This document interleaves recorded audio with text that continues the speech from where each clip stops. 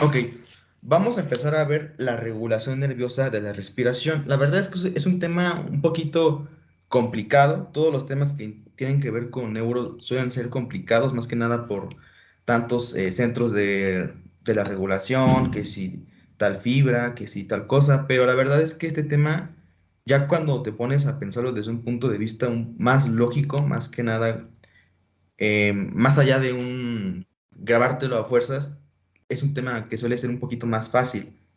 A ver, permítame tantito, me voy a unir desde otro dispositivo para ver si tienen alguna pregunta. Ok, para los que ya saben cómo está la cosa, si tienen alguna pregunta, déjenmela en el chat. Durante la clase, pues, suelen hacer preguntas, entonces, si llegan a participar dos al mismo tiempo, luego no se les entiende. Entonces, por favor, si tienen alguna pregunta durante la clase, sí en el chat. Ya al final de la clase pueden prender los micrófonos que quieran, ¿vale? Vale, pues vamos a continuar. Para empezar, el centro respiratorio es un conjunto de neuronas que se ubican en el tronco del encéfalo, en el bulbo raquídeo o en la médula oblongada, ¿ok? Hay tres grupos respiratorios que son muy importantes. Está el ventral, el dorsal y el neumotáxico, ¿ok? Para empezar, el ventral se encarga principalmente de la expiración, ¿ok? ¿Qué es la expiración? Cuando tú sacas aire, ¿vale? Se encuentra principalmente este núcleo entre el núcleo ambiguo y el núcleo retroambiguo. Nos dice Guyton que cefálicamente, o sea, superior, se encuentra en el núcleo ambiguo y en el núcleo retroambiguo. Por ejemplo, esta imagen aquí nos presenta la ubicación de este grupo ventral respiratorio, que es básicamente comprende todo esto, tanto el ambiguo como el núcleo retroambiguo, ¿vale? Esto es el grupo ventral. Acuérdense que ventral es lo mismo que anterior, ¿va? Este es el primer núcleo importante y se encarga principalmente de la expiración. También se encarga de la inspiración, ¿vale? Pero ahorita vamos a hablar de este núcleo un poquito más detallado, más adelante. Tenemos otro que es el grupo dorsal respiratorio. Este tiene predominio de inspiración, ¿ok? Y se encarga principalmente del ritmo inspiratorio. ¿Qué es el ritmo inspiratorio? Que tú estés inspirando adecuadamente. Una inhalación, otra exhalación. Una inhalación, otra exhalación. Ya cuando estamos respirando, estamos aumentando el ritmo. O por ejemplo, cuando estamos respirando de esta manera, te quedas callado y vuelves a respirar. Ahí hay una pérdida del ritmo. Entonces, el principal grupo que se encarga del ritmo es el grupo dorsal respiratorio y se encuentra principalmente en el núcleo del tracto solitario. El núcleo del tracto solitario se va a encontrar más o menos como a esta altura, un poquito debajo de la protuberancia, ¿ok? Luego tenemos el centro neumotáxico. El centro neumotáxico se encarga principalmente de controlar la frecuencia y la profundidad. Es un centro muy importante, ¿ok? Entonces, para que se acuerden de por lo menos estos dos, les puse la siguiente mnemotecnia. Ventral, ventral, venta. Expiración, espinacas. Entonces, grupo ventral respiratorio. Para que se acuerden que el grupo ventral respiratorio se encarga de la expiración, les puse una venta de espinacas, ¿ok? Ventral en venta, espinacas, expiración. También tiene predominio en la inspiración, ¿vale? Ahora, grupo dorsal, dor de Dora la exploradora, ¿ok? Por eso les puse aquí Dora la exploradora. Ahora, para que se acuerden que el grupo dorsal es de la inspiración, ya no es Dora la exploradora, ahora es Dora la inspectora, ¿ok? Entonces, el grupo dorsal respiratorio se encarga de la inspiración, Dora, y de inspiración de inspectora. ¿Ok? Entonces, el grupo dorsal, acuérdense mucho, y esto sí es pregunta de examen, grupo dorsal de la inspiración y el grupo ventral de la inspiración, pero también tiene predominio en la inspiración, ¿vale? Ahora, yo les voy a dar otro tip todavía, para que se acuerden que el grupo dorsal se encuentra principalmente en el núcleo del tracto solitario. Para empezar, voy a dibujar aquí algo. Ok, según yo es la médula oblongada, ¿vale? El núcleo del tracto solitario se va a encontrar más o menos como por aquí, ¿ok? El núcleo del tracto solitario. Y ahora, el grupo dorsal se va a encontrar dentro del núcleo del tracto solitario, ¿ok? Grupo dorsal.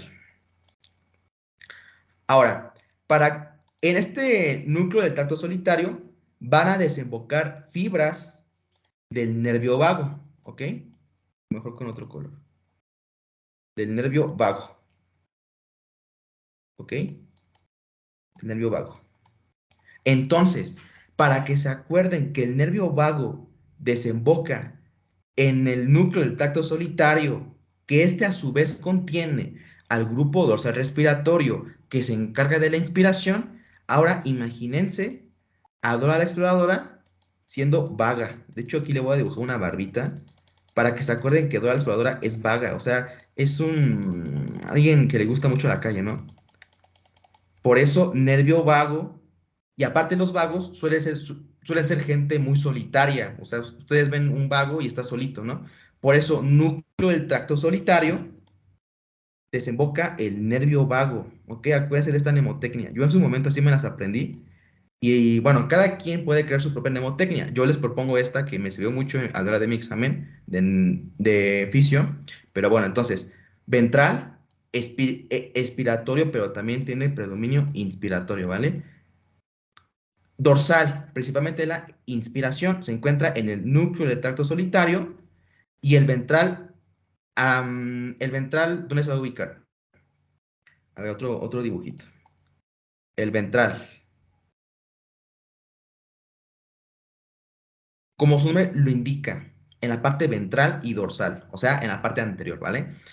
El ventral se va a ubicar enfrente, en la parte anterior, ¿vale? Ahora, hay dos núcleos que contiene el grupo ventral, que es el ambiguo y el retroambiguo, ¿vale? Para esta mnemotecnia de la espinaca, yo me imagino una espinaca antigua, ¿ok? Una espinaca ya echada a perder. Entonces yo imagino una espinaca que ya huele medio feo y aparte tiene moscas, ¿ok? Entonces, para que se acuerden que el grupo ventral respiratorio se encuentra entre el núcleo ambiguo y el retroambiguo, acuérdense de esta espinaca antigua, ¿ok? Espinaca en venta antigua. Ok, entonces ya tenemos el grupo ventral respiratorio, el grupo dorsal respiratorio y falta el centro neumotáxico. Ok, ok, neumotáxico, taxi. ¿A qué le suena la palabra táxico? A taxi, ¿no? Entonces, ¿qué tiene un taxi? Bueno, mejor otra manera. Bueno, sí. Supongamos que es un taxi, ¿no? Un taxi tiene limpia parabrisas, parabrisas, ¿vale? Un taxi tiene limpiaparabrisas, ¿no? ¿Por qué les digo esto de limpiaparabrisas? Porque el centro neumotráxico se encuentra en el núcleo parabraquial. Parabraquial. ¿Ok? Parabraquial. Entonces, en conclusión, ventral, expiración entre el retroambiguo y el ambiguo. Dorsal, inspiración en el núcleo del tracto solitario, en el cual va a desembocar el nervio vago. Centro neumotáxico se encuentra en el núcleo parabraquial, se encarga de la frecuencia y la profundidad. Aquí se una antenita. Pues la antenita, ¿qué hace? Recoge frecuencias de radio, ¿no? Entonces, la antenita recoge frecuencias de radio, ¿vale? Entonces, el centro neumotáxico se encarga de la frecuencia. Esta pregunta en su momento me vino a mí en mi examen de fisiología. Esto sí, acuérdense que el neumotáxico recoge, bueno, se encarga de la frecuencia respiratoria, mientras que el dorsal se encarga del ritmo. Aquí, de hecho, yo en su momento también hice este dibujito, y aquí me imaginé a Dora la Exploradora con un tamborcito, ¿no? El tamborcito va a significar el ritmo. Entonces, aparte de que es vaga, toca mucha música con un tamborcito, ¿no? Le gusta el ritmo. Entonces, dorsal, ritmo, inspiración, ¿vale? Neumotáxico, frecuencia, profundidad en el núcleo parabraquial, ¿vale?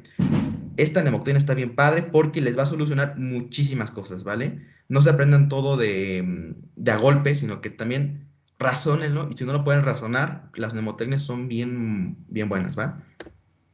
Ok, ya en palabras un poquito más formales y ya fisiológicamente hablando, tenemos lo siguiente. Tenemos el arco aórtico, ¿no? Tenemos grupos aórticos que se encargan de la quimiorrecepción, o sea, van a detectar el pH o van a detectar cuánto CO2, cuánto oxígeno, cuántos hidrogeniones está circulando en la sangre arterial, ¿ok? Los quimiorreceptores aórticos y los quimiorreceptores carotídeos en la bifurcación de la carótida, ¿vale? Específicamente en el seno carotídeo. Recuerden que un seno, hablando de vasos, es un engrosamiento de este vaso, ¿vale? Por ejemplo, tenemos en la aorta los senos de Valsalva, ¿no? Acuérdense de esto de, bueno, ya lo veo en anatomía. Entonces, un seno se refiere como al engrosamiento de dicho vaso. De hecho, aquí vemos aquí este engrosamiento. Entonces, tenemos quimiorreceptores en la bifurcación de la carótida y quimiorreceptores en el arco aórtico, ¿vale? Ahora, vean este dibujito. Vean la línea azul, ¿ok? El nervio glosofaringio, que es el nervio 9, va a recoger la información aferente, o sea, la sensitiva, de este quimiorreceptor carotídeo y lo va a llevar al asta dorsal. ¿Y qué se encuentra en el dorso? El grupo dorsal respiratorio, ¿no? ¿Y de qué se encargaba el grupo dorsal respiratorio? Dora la exploradora, Dora la inspectora de la inspiración, ¿ok? Luego vean aquí el nervio vago, ¿ok? Que es el 10º par craneal. Va a recoger la información principalmente del quimiorreceptor de la aorta, ¿no? Y también desemboca igual en el grupo dorsal respiratorio, que igual hace la inspiración. Por eso les puse que en el núcleo del tracto solitario va a desembocar el nervio vago, pero también desemboca el glosofaringio, ¿vale? Que es el 9º par craneal. Núcleo del tracto solitario que contiene al grupo dorsal respiratorio, ¿vale? Ya lo demás no nos importa. Ok, ya hablamos de los grupos respiratorios, ya hablamos del centro respiratorio, ¿ok? Es muy importante este centro respiratorio. ¿Por qué? Porque sin él no respiramos. No hay vida humana que nos haga respirar. ¿Por qué? Eh, ok, después, bueno, lo voy a explicar después. Todavía no. La inspiración, hagan una inspiración, ¿no? Les dura aproximadamente 2 segundos la inspiración. Y luego dense cuenta que hay una pausa de 3 segundos. Hay un alto, hay un stop. Y luego, ya que pasó el stop, hay una inactivación del diafragma, o sea, el principal músculo respiratorio, porque el diafragma para hacer la inspiración tiene que aplanarse, ¿no? Esto es inspiración, esto es expiración. Aquí en la inspiración está contraído y en la expiración está relajado. Entonces, para que cese la inspiración, se tiene que parar la contracción del diafragma, ¿ok? Ya se inactivó el diafragma, pero aparte, lo que también contribuía a la respiración No nada más era la inactivación del diafragma, sino también era el retroceso elástico del pulmón, ¿ok? Acuérdense que el pulmón tiene cierta distensibilidad y cierta elasticidad que era dada por la elastina que tiene el pulmón. Esto junto con el retroceso elástico de la caja torácica favorecía a la expiración. Entonces, estos dos factores, acuérdense que la inspiración era un proceso un poquito más activo, ¿no? Que tenías que tú contraer tu diafragma, tus músculos intercostales y la expiración era un proceso más pasivo. ¿Se acuerdan de esto? Ya lo vieron la clase pasada, creo que la vieron en la primera clase. Entonces, el retroceso elástico, hacer un proceso pasivo, no requiere energía, nada más que el pulmón se vuelva a su estado original y ya. Entonces, lo que predomina principalmente es la inspiración. ¿Y qué núcleo les dije que era de la inspiración? El grupo dorsal respiratorio. Dora la inspectora, Dora la inspiradora. ¿Ok? Entonces, el grupo dorsal respiratorio, quiero que vean cómo es muy importante. El grupo ventral respiratorio, que es expiratorio, pero también tiene predominio inspiratorio, no es tan importante. ¿Por qué? Porque la expiración no es un proceso activo como la inspiración. La expiración es más un proceso pasivo, propio de las elasticidades del pulmón. ¿Ok? Entonces, por eso es más importante el grupo dorsal respiratorio. No me malentiendan, el ventral también importa, pero el ventral importa en otras situaciones que ahorita vamos a hablar, ¿vale? Ok. Ahora, una vez que se inactivó el diafragma y que ya el pulmón con su proceso elástico favoreció la expiración, ahora sí, ya se puede llegar a decir que ya culmina o ya empieza la expiración, ¿vale? Y este ciclo se repite una y otra vez. Inspiras 2 segundos, una pausa de 3 segundos, se inactiva tu diafragma, empieza la expiración y así una y otra vez. Esto es la rampa inspiratoria. Muy importante. Ahora, ¿por qué es importante? Como ya lo dije, el principal grupo que favorece la respiración adecuada es el grupo dorsal, ¿ok? Encargado de la inspiración. Ahora, ¿para qué sirve el centro neumotáxico? Ubicado en el parabraquial, ¿ok? Se encuentra en la parte superior del puente, ¿ok? ¿Qué hace? Inhibe al grupo dorsal de la inspiración. Entonces, tu centro neumotáxico dice, ¿sabes qué?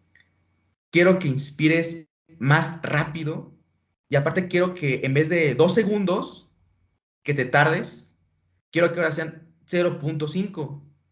Tu cuerpo dices, va, yo puedo, centro neumotáxico, reducir la respiración. Y ahora me voy a tardar 0.5 segundos de los dos que tenía antes. ¿Ok? Aquí son dos.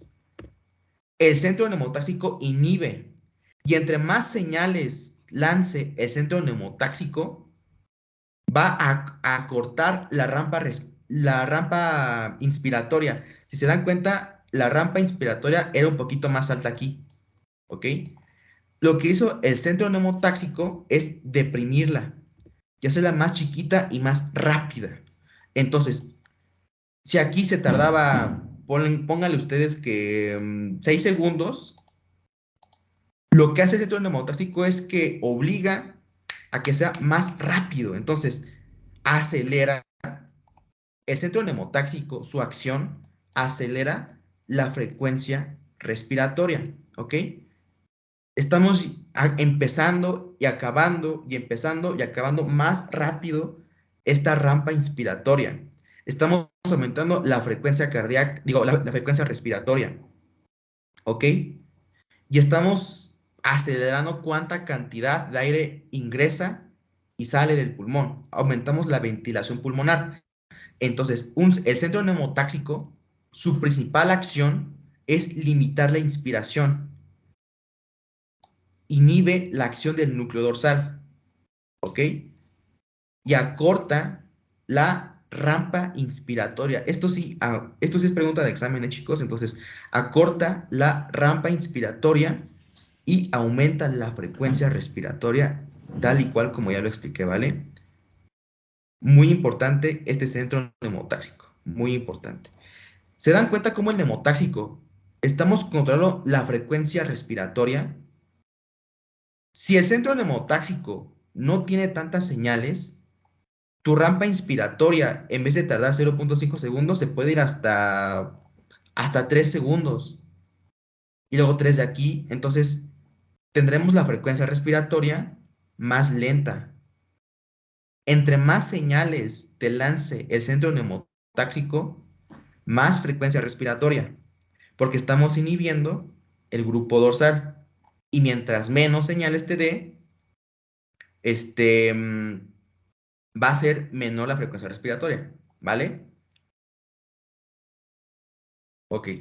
Hasta ahorita hay alguna pregunta, déjenla en el chat, yo aquí estoy al pendiente.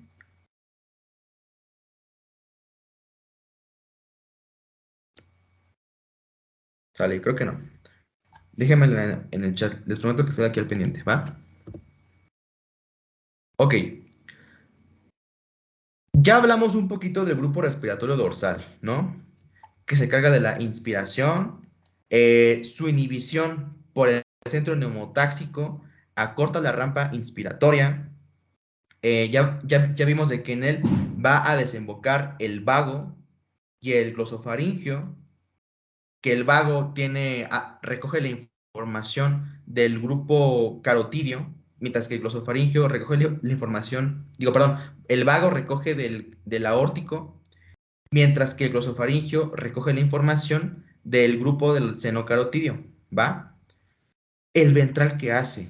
El ventral tiene neuronas que participan en la expiración, pero también tiene neuronas que participan en la inspiración, ¿ok?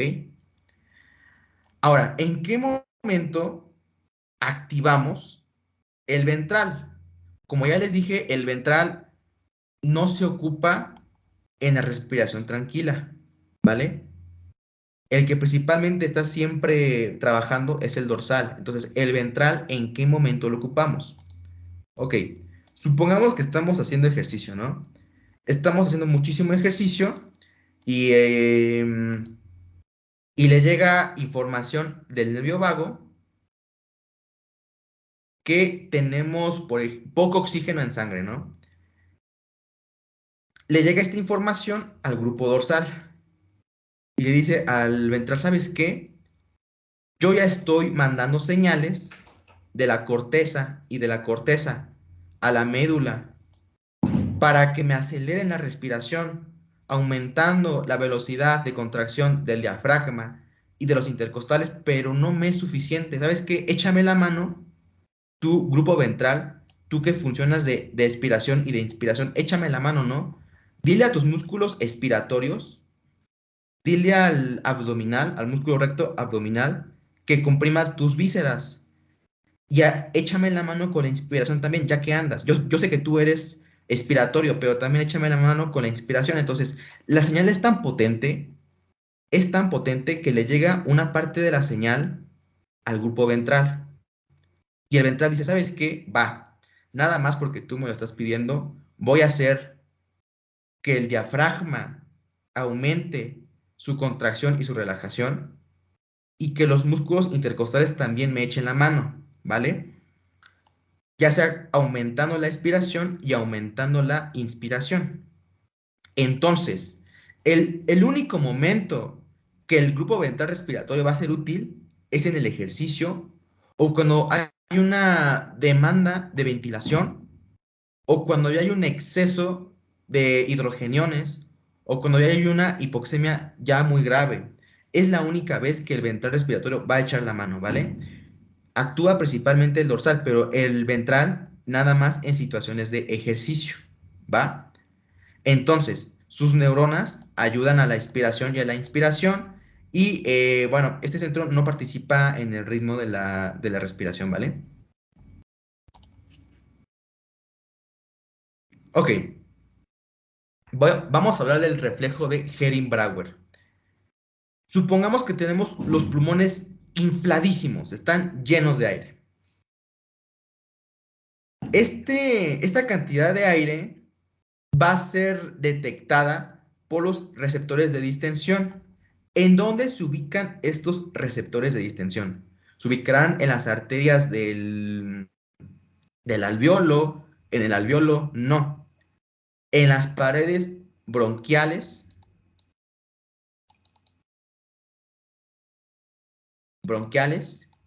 y en los bronquiolos, ¿ok? Es donde se van a encontrar los receptores de distensión. Ahora, vamos a ver cómo funcionan. Supongamos que tenemos un volumen corriente de 1.5 litros. Recuerden que el volumen corriente, como yo ya lo dije en clases pasadas, es de 500 mililitros. Entonces, un volumen corriente de 1.5 es el triple de lo normal. Entonces, los pulmones están bien distendidos, o sea, están a punto de reventar. Para que no exploten, tenemos un reflejo, el reflejo de Herring-Brauer. ¿Cómo funciona el reflejo de Herring-Brauer? Los receptores de distensión de los bronquios y de los bronquiolos detectan que hay una distensión, ¿no? Que hay un exceso de insuflación de aire. Entonces envían señales de igual manera por el nervio vago. Y recuerden, el nervio vago siempre va a desembocar en el núcleo del tracto solitario, en el grupo dorsal respiratorio. Ahora, esto va a inhibir la rampa inspiratoria. Entonces, tenemos dos maneras de inhibir la rampa inspiratoria. Uno, por el reflejo de Herring-Brauer, ¿ok? Inhibimos la rampa inspiratoria. Ahorita les digo el segundo, que ya hemos hablado de esto. La inhibimos, ¿ok? Le decimos a pulmón, ¿sabes qué? Ya no inspires, ya no metas tanto aire. Acorta la inspiración, hazla más chiquita, ¿ok? Entonces, interrumpes que jales más aire, la inspiración adicional de aire. Entonces, podemos inhibir la rampa inspiratoria por el reflejo de Herring-Brauer o por el centro neumotáxico, ¿vale? Y esto es el reflejo de Herring-Brauer, que se va a ocupar principalmente cuando hay una distensión anormal de los pulmones, ¿vale? Envía señal al vago, el vago al dorsal respiratorio, deprime la rampa inspiratoria y esto interrumpe que jales más aire, ¿vale? Interrumpes la inspiración extra de aire. Ahora sí vamos a empezar con lo bueno, el control químico de la respiración. Para empezar, el grupo dorsal y el ventral no son sensibles a cambios de CO2 o de hidrogeniones, ¿vale? O sea, el pH. No lo son. La zona que sí lo es una zona en la protuberancia, que es la zona quimiosensible, ¿vale? En el bulbo raquídeo. La zona quimiosensible. Esta zona sí es sensible al cambio de pH, ¿ok? Pero ojo, hay un problema. La zona quimiosensible es muy sensible a los hidrogeniones, pero hay un problema muy fuerte. Y es que los hidrogeniones no pueden atravesar la barrera hematoencefálica para así disolverse en el líquido cefalorraquídeo, ¿ok? Entonces no pueden atravesar esta barrera. Tienen que encontrar un camino diferente, ¿ok? Entonces, recuerden que hidrogenión casi casi es igual a CO2, ¿no? Entonces, un hidrogenión ocupa vías alternas. El CO2 sí puede ingresar por la barrera hematoencefálica, más que nada por una diferencia de carga, ¿vale? El CO2 sí la atraviesa. ¿Y cómo le hace? El CO2 atraviesa la barrera hematoencefálica como si no hubiera barrera. No se dificulta nada. Esta reacción ya la vieron muchas veces en bioquímica. CO2 más agua igual a ácido carbónico, llevado a cabo por la anhidrasa carbónica. El ácido carbónico se va a disociar en hidrogeniones y en bicarbonato. Esto de aquí ya lo vieron muchísimo en bioquímica, ¿vale?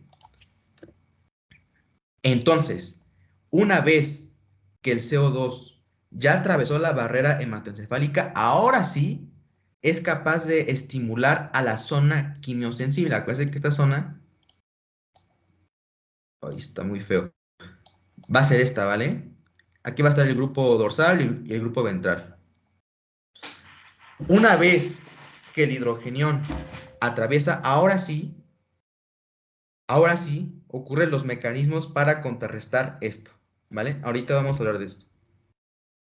Entonces, esto es la regulación central, ¿vale? Esto está ubicado en el tronco del encéfalo, ¿vale? Es central. La regulación central es sensible al CO2, no al oxígeno, no a los hidrogeniones, al CO2, ¿vale? Al CO2. Bueno, más bien al hidrógeno principalmente, pero el CO2 es el que difunde, ¿vale? El hidrógeno, acuérdense que es el que no puede difundir, porque tiene diferente carga carga, vaya. Entonces, esta zona quimiosensible es afín a los hidrogeniones, ¿vale? Muy importante, hagan esta diferencia, por favor. Central, hidrogeniones. Periférica, central, hidrogeniones. Periférica, a los, al oxígeno, ¿vale? Hagan esta distinción, ¿vale? Entonces, periférico, como ya les comenté, el sistema de quimiorecepción central es sensible al hidrógeno, pero el hidrógeno no puede atravesar la barrera hematoencefálica, ¿vale? Pero los periféricos son sensibles a la cantidad de concentración oxígeno en sangre, principalmente arterial, ¿ok? De nuevo, tenemos quimioreceptores en los cuerpos carotídeos y en el arco aórtico que van a estar siempre expuestos a la cantidad de sangre arterial, no venosa, arterial. Entonces van a detectar sangre arterial para ver cuánto oxígeno hay en esa sangre arterial. ¿Y cómo funciona esto? Tenemos poco oxígeno arterial. Puede ser en la aorta o puede ser, por ejemplo, en la bifurcación de la arteria carótida, ¿vale? El caso aquí es que tenemos poco oxígeno. Este poco oxígeno va a ser detectado por los quimioreceptores periféricos, ya sea de la aorta o de los senos carotídeos, ¿vale?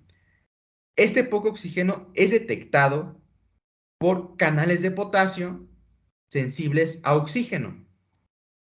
Van a estar ubicados estos canales en las células glómicas. Ojo, esto sigue siendo dentro del quimioreceptor periférico. Entonces, este poco oxígeno lo va a detectar el canal de potasio sensible a oxígeno. Una vez que detectó que hay poco oxígeno, activa el canal de calcio. El canal de calcio mete calcio. Esto ya lo vimos, bueno, no sé si se acuerdan de esto, los que fueron al verano fisiológico, hablamos un poquito de cómo funcionaba el músculo esquelético. Acuérdense que el calcio tiene mucha implicación en lo de la fisiología. Entonces, el calcio entra a la célula glómica, la despolariza, ¿ok? Cuando la despolariza, las vesículas con neurotransmisores son liberadas. ¿Y qué tienen estas vesículas? Tiene acetilcolina, tiene ATP y me faltó otro, que es la dopamina. Entonces, esto activa esta fibra nerviosa y le lleva la información al centro dorsal que hay muy poco oxígeno en la arteria, ¿vale? Entonces, esto sube ya sea por el glosofaringio, por el par 9 o por el vago. Esto en el núcleo del tracto solitario, en el grupo dorsal respiratorio. ¿Ok? Sube. Así es como se detecta que hay poco oxígeno en la sangre arterial. Ok. Antes de continuar, hagamos un repaso, ¿vale? A ver, permítame tantito, voy a agregar otra hojita aquí. Hagamos un repaso bien rápido. Entonces, tenemos aquí, bueno, otra vez.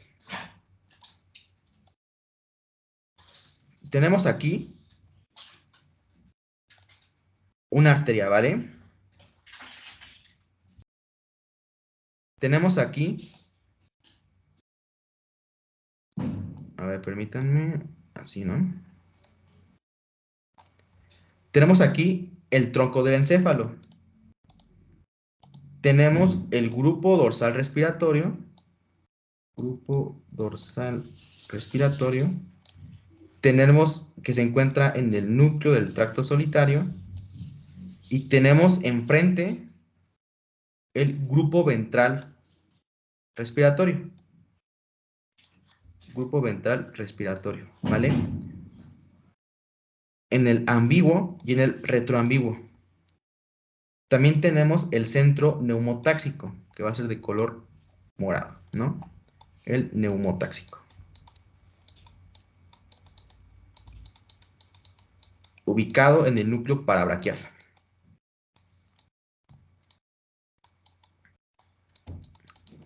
Parabraquial, ¿vale? Entonces, el centro neumotáxico lo que hace es inhibir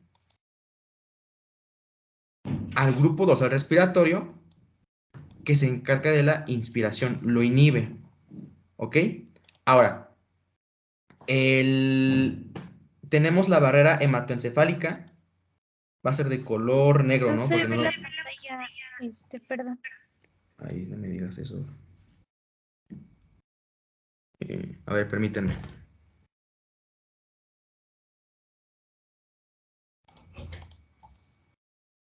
Qué raro.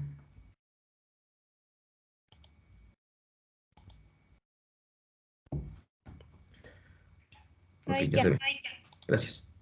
Entonces, como les comentaba, tenemos aquí el tronco del encéfalo, grupo dorsal respiratorio, grupo ventral respiratorio, el ventral en el ambiguo, retroambiguo, grupo dorsal en el núcleo del tracto solitario, el neumotáxico en el núcleo parabraquial que inhibe el grupo dorsal respiratorio. Aquí me quedé, ¿vale? Entonces, tenemos aquí la barrera hematoencefálica, ¿vale? No deja pasar hidrogeniones, pero lo que sí pasa es el CO2.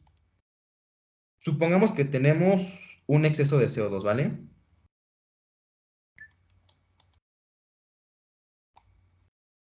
Tenemos un exceso de CO2. ¿Alguien me puede indicar cómo se le llama al exceso de CO2? No es hipercapnia, ¿eh?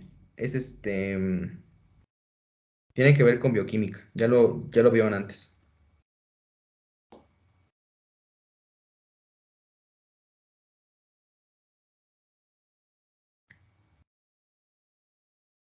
Tenemos exceso de CO2, chicos. Ándale. Tenemos acidosis respiratoria. ¿Se acuerdan cuál era la compensación de una acidosis respiratoria?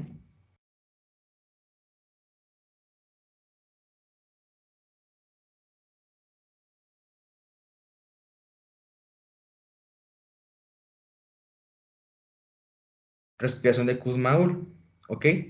Y la respiración de Kussmaul nos propicia a una alcalosis, ¿no? Respiratoria para sacar todo el exceso de CO2. Entonces, tenemos que el CO2 sí fluye por la barrera hematoencefálica. CO2 más, más agua. Ahí no se ve muy bien, pero bueno, CO2 más agua, igual al ácido carbónico. Y ya para no echarnos tanto choro, tenemos hidrogeniones más el bicarbonato, ¿no? HCO3, ¿no? Ahora, estos hidrogeniones van a ser detectados por la zona quimiosensible, pero vamos a poner que van a ser detectados por el grupo dorsal respiratorio, ¿vale? Entonces, tenemos muchos hidrogeniones. Le dice al grupo dorsal respiratorio, ¿sabes qué? Hay un montón de CO2. Hagamos respiración de Kussmaul. Entonces, le lleva una señal a la corteza y la corteza, acuérdense que la corteza controlaba todo el aspecto motor, la corteza envía otra señal al C3, C4, C5, ¿vale? Baja la señal a C3, plexo braquial, acuérdense, C3, C4, C5, ¿ok? C3, C4, C5. Y esto originaba un nervio importante, el nervio frénico, el frénico, ¿no? Pero también le envía señal a los nervios intercostales del 1 al 11, ¿no? Intercostales. Esto ya no es del Guyton, ¿eh? Ya es nada más como un repaso. A los intercostales. ¿Esto para qué? Para decirle al frénico, ¿sabes qué? Quiero que hagas tu trabajo más rápido. Intercostales, ¿saben qué? Quiero que te expandas cada vez más y más rápido, ¿no? Entonces, aumentamos la actividad del diafragma estimulando el frénico, aumentamos la actividad de los intercostales, aumentamos la frecuencia respiratoria, y así es como hacemos la respiración de Kussmaul. ¿Por qué? A ver, aquí está. Porque en el capilar hay poco oxígeno, que esto es detectado no por el central, sino por los periféricos. Tenemos aquí el corazón, ¿no? El callado aórtico. También la bifurcación de las carótidas.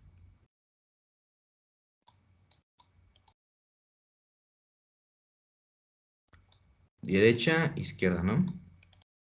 Entonces tenemos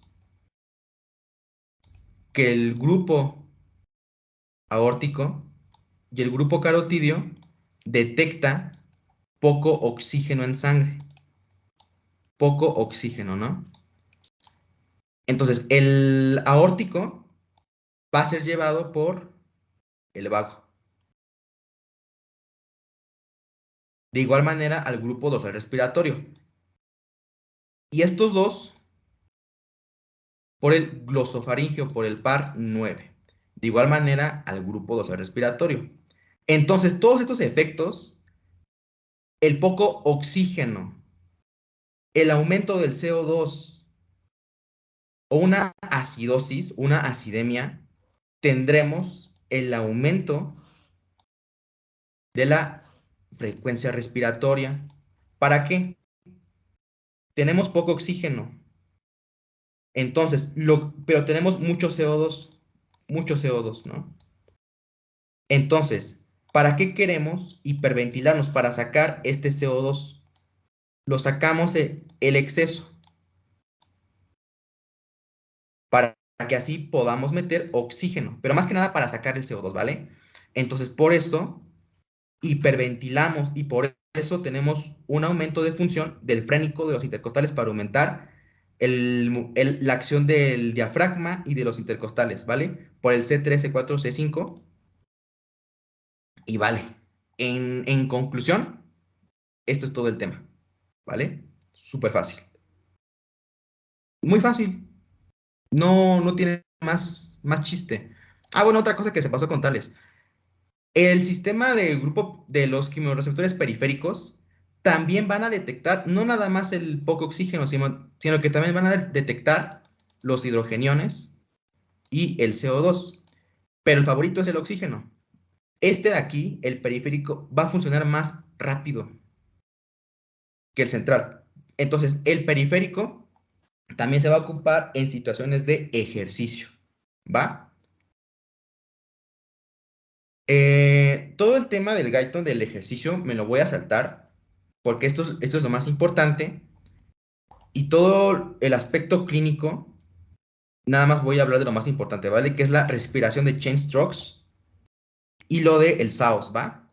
Entonces, normopnea, ¿no? Inspiramos, expiramos, inspiramos, expiramos.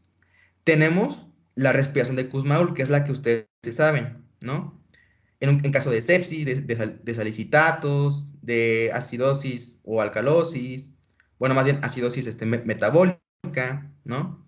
Ya se sabe mucho esta, la vieron mucho en bioquímica. Esta de aquí, la chain strokes, también la propone el Guyton. Es una muy importante. ¿A qué se refiere esta? La voy a hacer, ¿vale? A ver si se me entiende. Es que quería que me vieran, pero no se ve la cámara. Pero bueno, ahí les va. No, no, perdón. A ver, otra vez.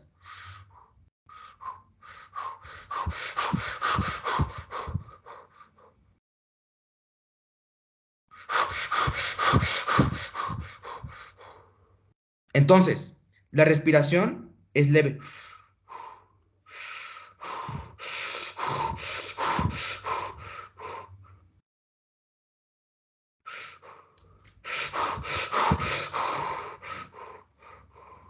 Entonces, hay periodos de aumento y luego baja. Hay una apnea. El término a es una negación, una carencia, nea respiración. Entonces, hay una apnea de un buen tiempo. ¿Ok? Esto se produce cuando hay hipoxemia o la insuficiencia cardíaca. ¿Ok? El gasto les pone un chorote, la verdad. Les pone un chorote. Pero la verdad es que lo más importante es distinguirla, saber que este es el patrón respiratorio, saber que se produce en hipoxemia puede ser, y en la insuficiencia cardíaca, ¿vale? Es lo más importante, la de chain strokes. Luego también tenemos el SAOS. El SAOS es síndrome de apnea obstructiva del sueño, ¿ok? ¿Qué es el SAOS? El SAOS es una condición que va a tener mayor prevalencia gente con obesidad. ¿Por qué? Porque tenemos un aumento de los tejidos aquí de la orofaringe. Tú al acostarte, pues tu lengua junto con otros tejidos van a tapar la vía aérea. Hay un taponamiento parcial de la vía aérea, ¿ok? No pasa aire adecuadamente. No le llega aire a tus pulmones, ¿vale? Entonces, es muy común que esta gente haga periodos de apnea, que estés respirando normal. Bueno, a ver. Y luego, pueden durar mucho tiempo y luego, y luego otra vez, dejan de respirar y otra vez respiran normal. Dejan de respirar un buen rato y otra vez respiran normal. El problema de esto es que esta apnea es bien peligrosa. ¿Por qué? Tu cuerpo dice, ¿sabes qué? No estás respirando. Cerebro, órale, trabaja rápido. Corazón, acelera tu frecuencia cardíaca para enviar más sangre a los tejidos y para que no se queden sin oxígeno. Suprarrenales, secreten noradrenalina y adrenalina para que todo funcione rápido. Y se acuerdan, bueno, creo que no han visto esto, pero ¿se acuerdan qué hace la adrenalina? Libera ácidos grasos, también cortisol. Entonces tenemos ácidos grasos en la sangre, un exceso de catecolaminas, tenemos un exceso de ácidos grasos. Y esto a la larga nos produce mayor riesgo a infarto agudo al miocardio. ¿Ok? Entonces, ¿cuál es el tratamiento de esto? Ventilación con presión positiva, el famoso CPAP, ¿vale? CPAP.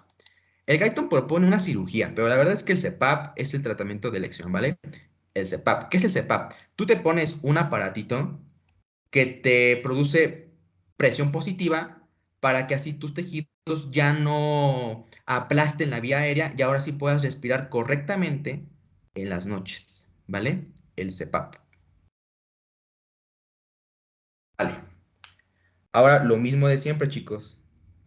Les voy a dejar una preguntita, les voy a dar un minuto y vamos a checar respuestas. Vamos a dejar que 5 personas contesten, 6 personas más o menos. Y si veo que no, que les cuesta trabajo, ya les doy yo la respuesta, ¿vale? Ok, entonces vamos a esperar a que contesten, a ver qué dicen. Se las leo. ¿Cuál de los siguientes efectos cabría de esperar si un golpe destruye el centro respiratorio del bulbo raquídeo? Cese inmediato de la respiración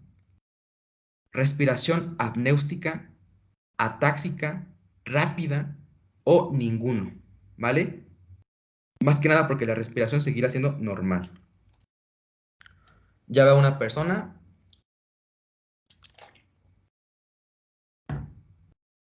Ya van 3, 4. Ay, alguien me puso ese. Esa opción no está.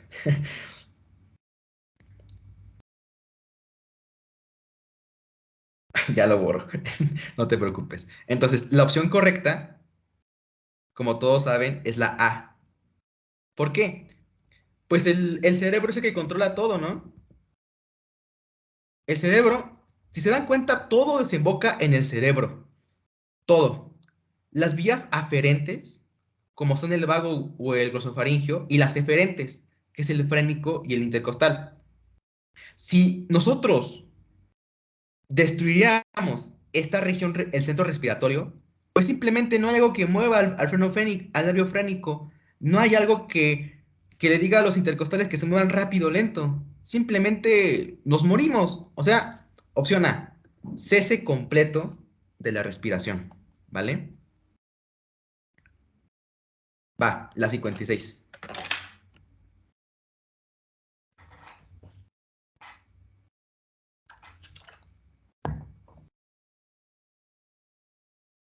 Se las leo. ¿Cuál es la vía más importante para la respuesta respiratoria a la tensión de CO2 arterial sistémica? ¿Vale? Opción A, activación de CO2 de los cuerpos carotídeos. Opción B, activación de hidrogeniones de los cuerpos carotídeos. Opción C, activación de CO2 en la zona quimiosensible del bulbo raquídeo. Opción D, activación de hidrogeniones de la zona quimiosensible del bulbo raquídeo. Y la E es la activación de CO2 de los receptores de los pulmones. Ojo, nos está pidiendo CO2 arterias en la arterial sistémica, ¿vale? Ok, ya una persona contestó.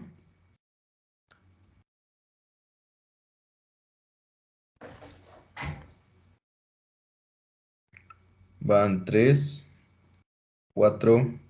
A ver, unas 2 y ya.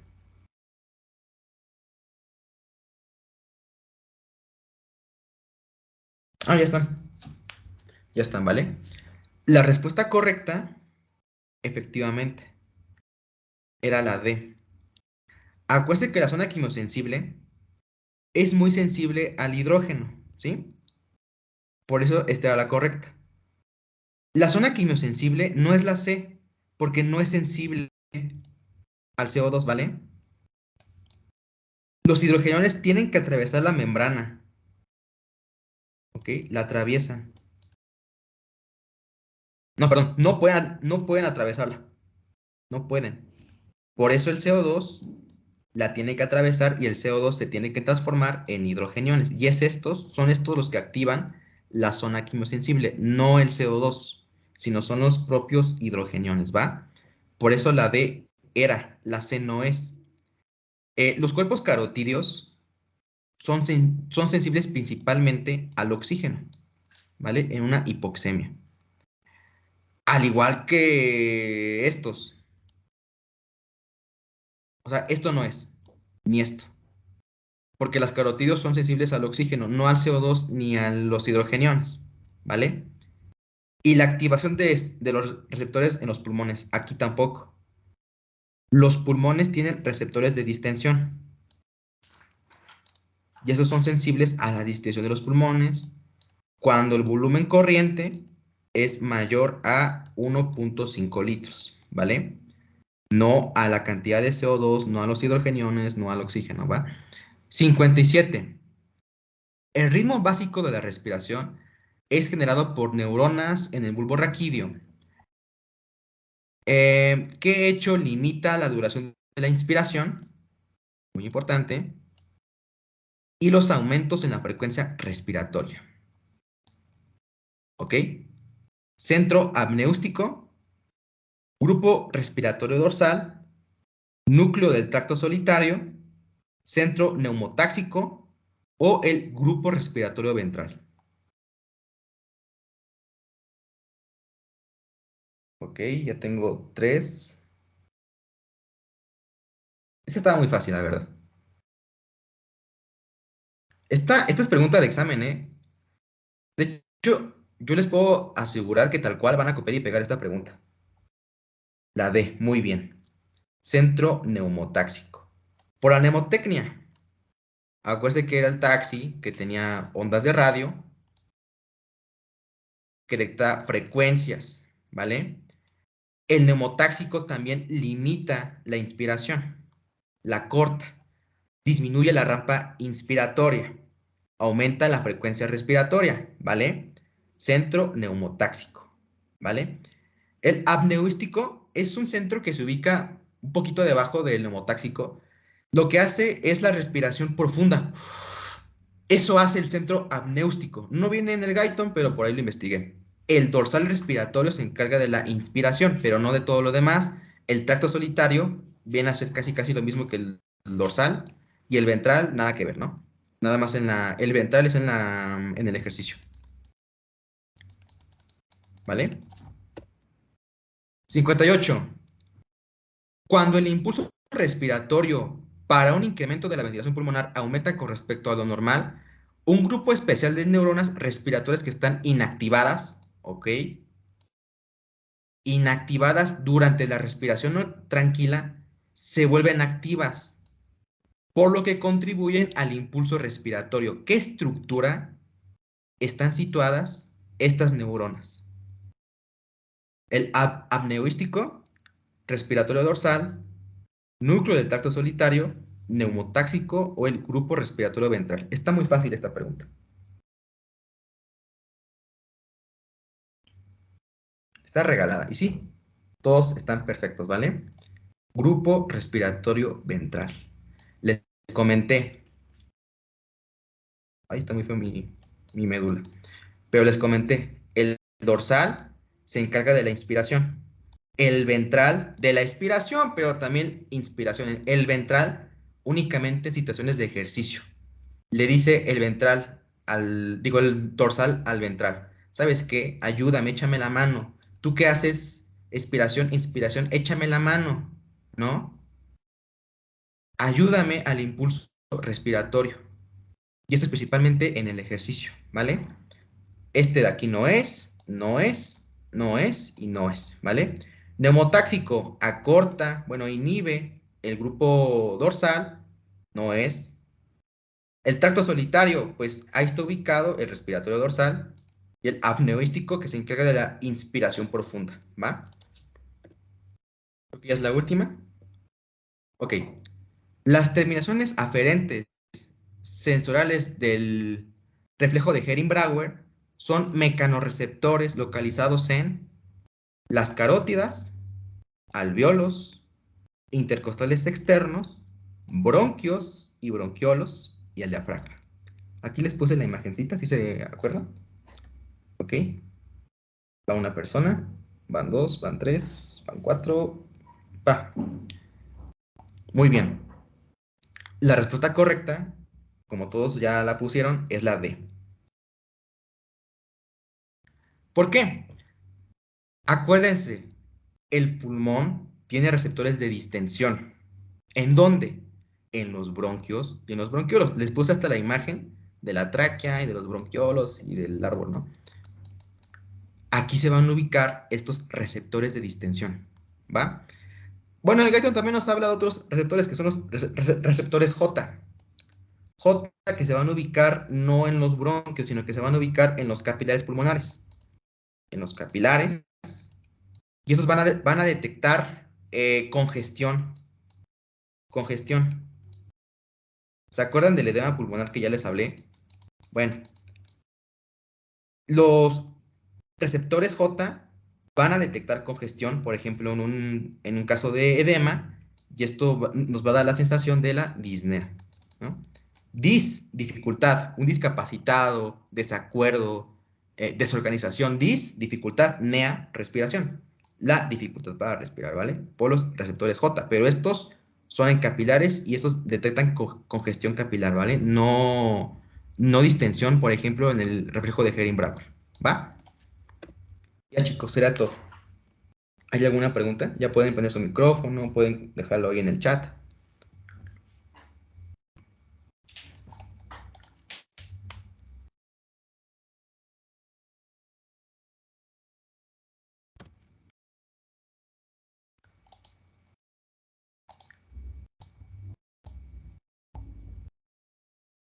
Sale. Pues ya no hay preguntas. Si hay preguntas, levanten la manita antes de que nos despidamos.